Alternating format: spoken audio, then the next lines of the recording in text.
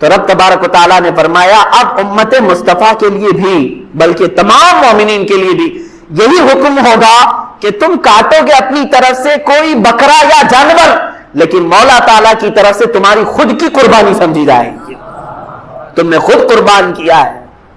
اور یہ تصور کب آتا ہے جانتے ہیں آپ؟ قربانی کا جو اصل مفہوم ہے، ظاہر سی بات ہے آپ کے زمانے میں یہ تھوڑا سا مشکل ہے۔ جیسے ہم حصوں والی قربانی لیتے ہیں، ہمارا بیل کہاں کٹا ہم کو پتہ ہی نہیں چلتا ہے۔ اصل جو قربانی ہوتی تھی وہ ہمارے اپنے پالے ہوئے جانوروں کی ہوتی، یا ذبح کرنے سے چند دن پہلے لائے جاتے تھے۔ اور اس کے آداب میں یہی ہے کہ اگر تم قربانی کا کوئی جانور لائے ہو تو اسے اچھا کھلاؤ پلاؤ اور اس کو سجا کر کے رکھو، اس سے محبت کرو۔ حتیٰ کہ بہت سارے ایسے بزرگ ہیں جنہوں نے یہ بھی فرمایا کہ اسے نہلاؤ دھلاؤ، تمام جانوروں سے اسے الگ کچھ نشانی ڈال کر کے رکھو۔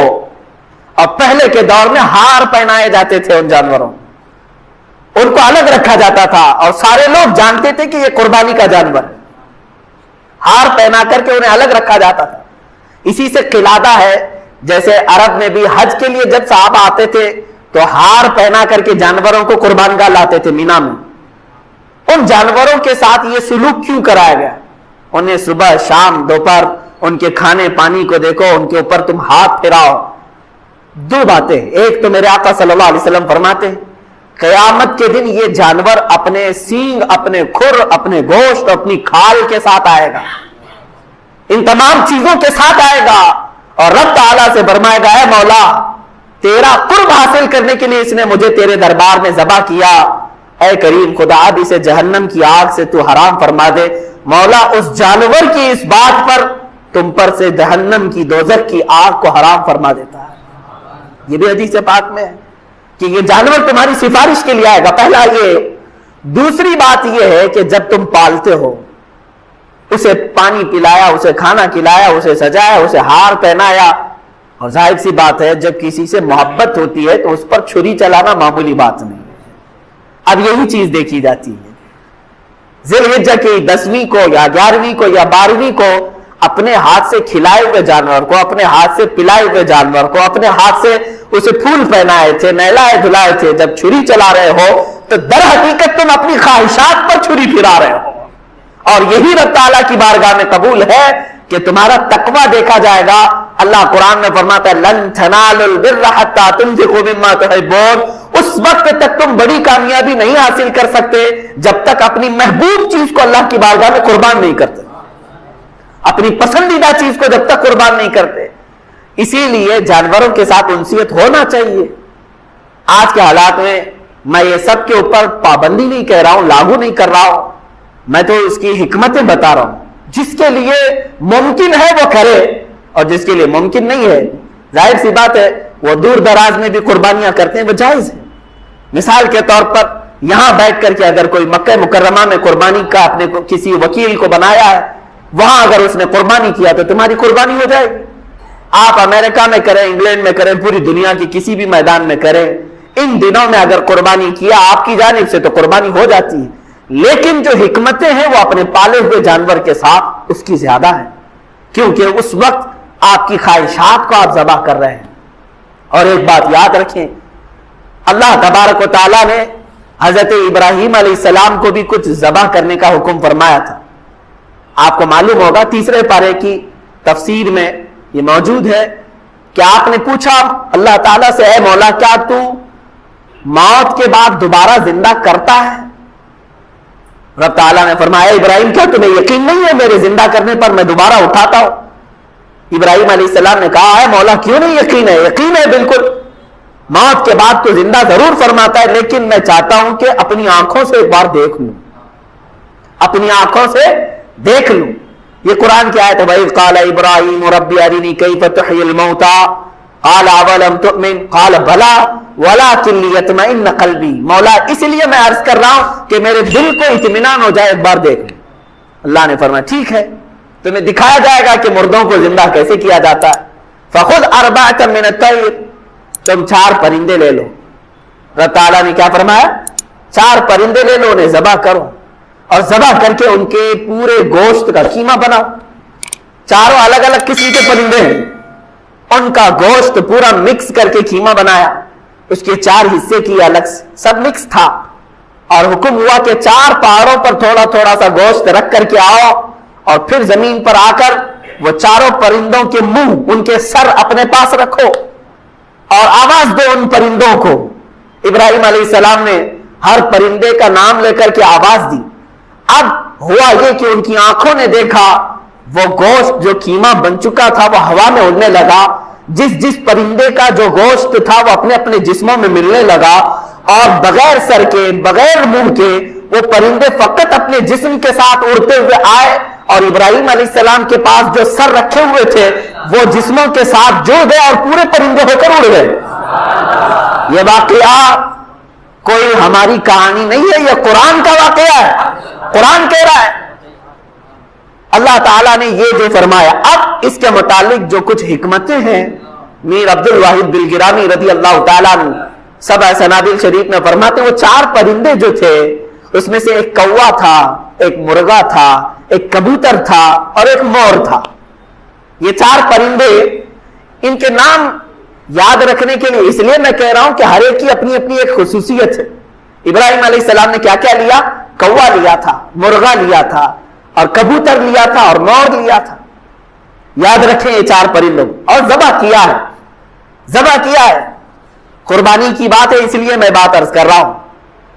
4 پرندوں کو کیوں ذبح کیا آپ نے؟ یہی 4 پرندے کیوں تھے؟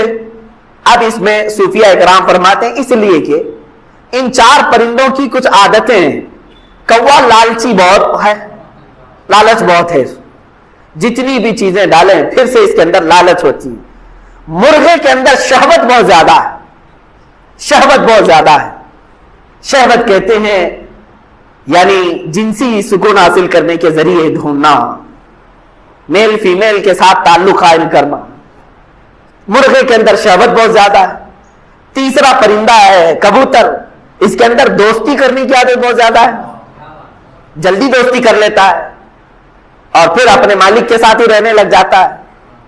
چوتھا ہے مور، اس کے اندر دکھاوے کی عادت بہت زیادہ ہے، خوبصورت بہت ہے اور اپنی خوبصورتی کو لوگوں میں بہت زیادہ دکھاتا ہے۔ جب لوگ دیکھتے رہتے ہیں نا تو پورا کھول کر ناچتا ہے، پر پورے کھول کر ناچتا ہے ان کے سامنے، یہ مور کی عادت ہے۔ اب سنیے صاحب سبع سنابل شریف یہ فرماتے ہیں کوے کی لالچ، مرغے کی شہوت، کبوتر کی دوستی اور مور کا دکھاوا، یہ ساری خطرناک عادتیں ہیں، انسان کو تباہی کی طرف لے جا سکتی ہیں۔ لالچ اتنی خطرناک ہے کہ انسان اپنا دین بیچ سکتا ہے۔ آج دین بیچنے والے دکھ بھی رہے ہیں، محض چند سکوں پر، حکومت کے چند ڈالروں پر بڑے بڑے امامے گر گئے، بڑی بڑی خانقاہیں جوتیوں میں آ گئی، معاذ اللہ رب العالمین۔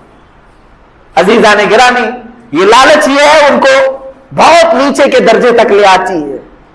دوسرا ہے مرغے کی شہوت، یہ اگر انسان کے اندر ہے تو پھر وہ جانوروں کی طرح حرکتیں کرتا ہے۔ آپ دیکھیں بہت سارے لوگوں کے اندر جو شہوتیں ہیں، یہی شہوت ہے جو انہیں آوارہ گردی پر لے آئی ہے۔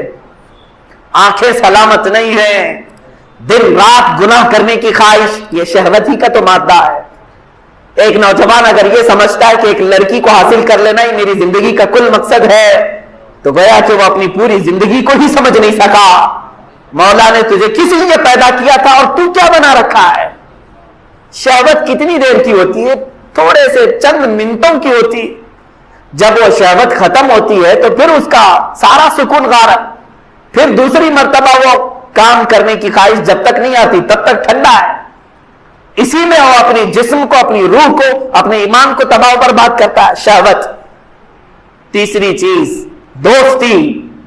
صاحب فتح الباری علامہ ابن حجر عسقلانی رحمۃ اللہ تعالی علیہ نے اپنی کتاب کی شروع میں ہی لکھا ہے، میرے مرشد گرامی حضور تاج الشریعہ رحمۃ اللہ تعالی علیہ مصر جانے کے وقت مجھے سب سے پہلی چیز یہ نصیحت کیے تھے، کہا تھا کہ تم پڑھنے میں ٹھیک ہو، اچھے ہو، ساری چیزیں ہیں، لیکن وہاں جانے کے بعد اگر تمہارے لیے سب سے بڑا کوئی زہر ہے تو دوستی ہے، دوستی سے بچو۔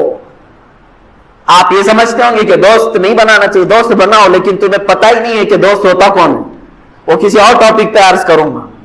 قرآن کہتا ہے یا ویلتا لیتنی لم اتخذ فلانا خلیلا، قیامت کے دن بہت سارے لوگ ایسے ہوں گے جن کو جہنم کی طرف صرف اس لیے لے جایا جا رہا ہوگا کہ ان کی دوستی بری تھی۔